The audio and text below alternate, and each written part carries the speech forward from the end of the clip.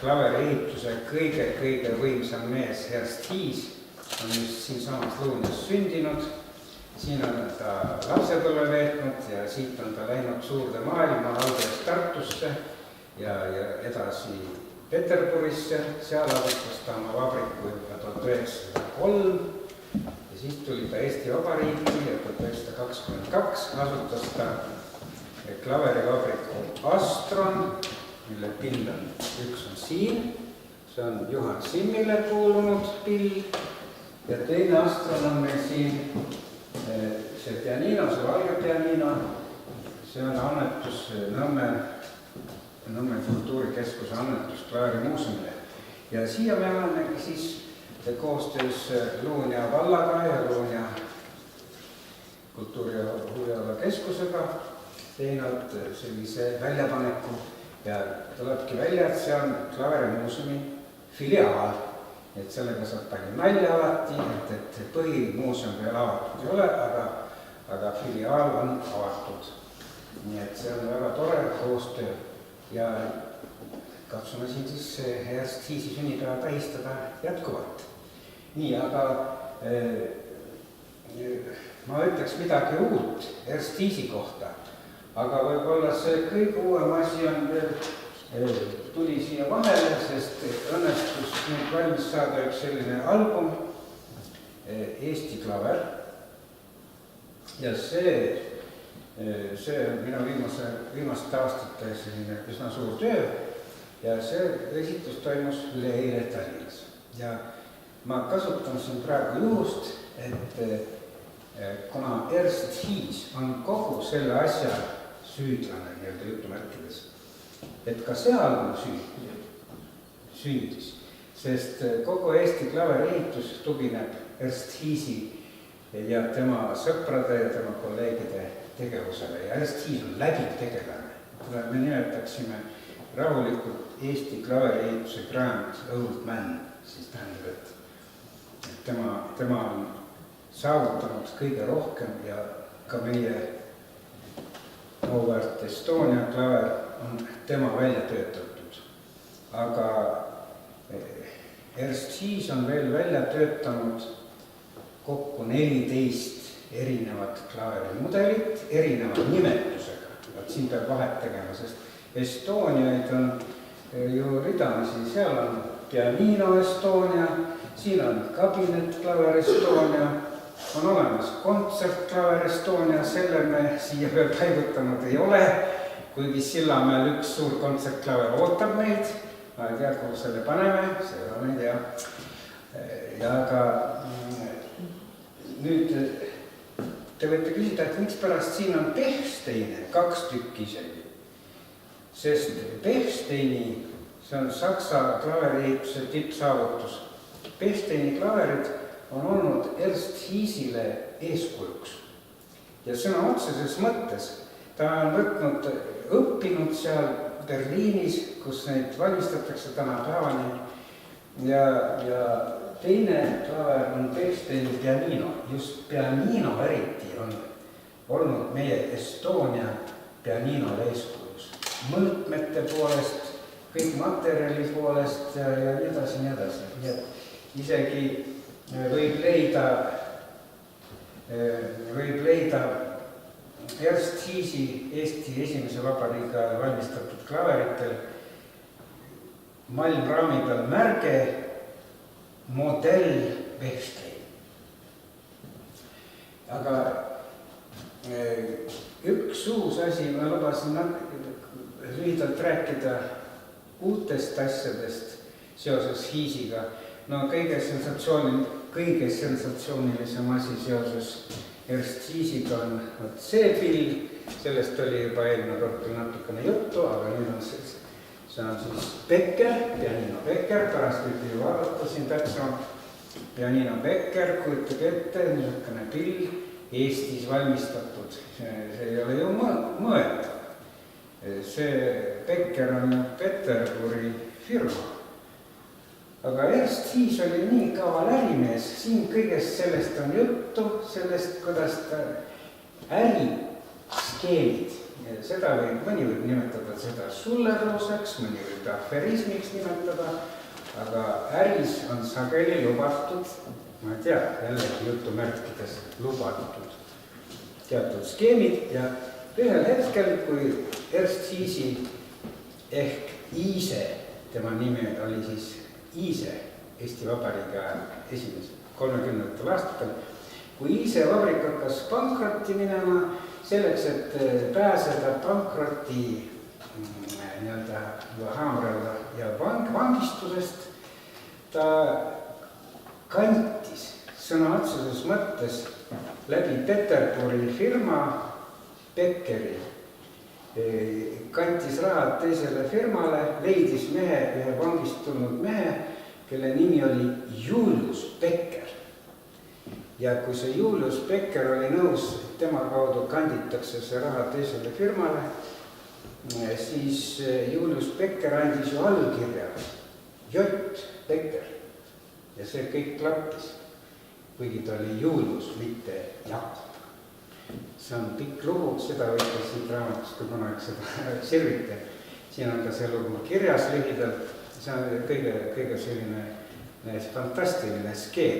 Ja siis kuulutati Ernst Hiis tagaotsitavaks. Ta ei ilmunud kohtusse 1934 ja läks mööda 4 kuud, ta leidis lahenduse asjale, rahavood jooksid jälle tagasi, see sama Julius Becker müüs kiiresti edasi selle klaverivabriku, Hiisi klaverivabriku müüs Hiisi usaldusalusele ja ilusti ringid jooksid kokku ja kohtu alt pääses ka Ernst Hiis. No see on nüüd niisugune sensatsiooniline lugu. Sellest me oleme, aga see on lihtsalt üks viimase aja leid dokumentaalselt tõestatud. Sellest oli meil üks konverents siin Tartus ja seal muusikateadlane Elisabeth Hõbesalu näitas neid dokumente lausa kõik seina peal ilusti ja Estonia klaverivabriku omanik Indrek Laul ainult ohkas sügavalt selle peale. Aga see ei vähenda mitte üks raas Ernst Hiisi tähtsust, sest tema alustas 3 korda klaveriehitust, esimest korda Peterburis 1903, siis 1922 alustas Astroniga, edasi jätkas Iise nimelise vabrikuga Tallinnas, siis vahepeal oli 1926 tegi koos helilooja Aleksander Läte vennaga tegi Sprenk Iise nimelist klaverit. See on ka täiesti haruldus, pärit Pärnu muuseumist leidsin selle, Pärnu muuseum depareeris selle siia. See on täielik haruldus, neid on toodetud võib-olla paarkümmend pilli üldse, aga kõik on seotud siis Ernst Hiisiga. Ja need 2 pilli on Ernst Hiisi õpetaja Robert Ratke pillid. Robert Ratke oli esimene klaverimeister, kes viis Eesti klaveri tootmise tööstuslikule alusele. See pill on Robert Ratke poolt Tartus toodetud 1870 umbes. Tartus ta tootis ligi 1500 pilli, kujutage ette 1500 pilli. Siis läks see sama Ratke Peterburisse ja tootis seal edasi selliseid pille ja niinosid kokku 6400. Kujutage ette 6400 pilli panna ritta, see võib kuskile Saadjärveni välja pidev rivi klaver, Ratke klaver. Aga ja siis 3. kord Ernst Hiis asutas juba nõukogude ajal, see oli siis 1951, 6. aprill, näete, praegu on lausa tähtpäev, mõni päev hiljem või mõni päev varem, see on siis 65 aastat tagasi, ilmusid esimesed pillid 6. aprillil 1951 Estonia klaver. Ja siiamaani on toodetud neid umbes 24 000 Estonia klaverit. Kui need panna kõik ritta, kuhu siis jõuame välja? Põltsamale võib-olla. Nii, aga ütlen selle sama albumi kohta, selle esitlus toimus pidulikult üleeile Kadrioru lossis. Seal olid kohal ka Estonia klaverivabriku esindajad, kõik perekond Laul olid eeskoosseisus ja meil oli väga tore seal meenutada Ernst Hiisi, kellest kõik suur osa on lähtunud kuni tänapäevani välja ja selle Eesti klaverialbumi andis välja Teatri Muusika Muuseum, mina olen selle autor ja toetajad on meil siis Estonia klaverivabrik, Kultuuriministeerium, Kultuurkapital ja õige mitmed eraisikud, need olid suur osa üle kohal ja neid kõik tervitasime ja austasime seal. Ja mul on hea meel praegu austada ühte härrat siin, kes istub seal, kes enne teiega rääkis, sest see album kuulub sellele Ernst Hiisi filiaali kaitsvale tegelasele, sellele majale, see on siis Toomas Aru. Palju tänu!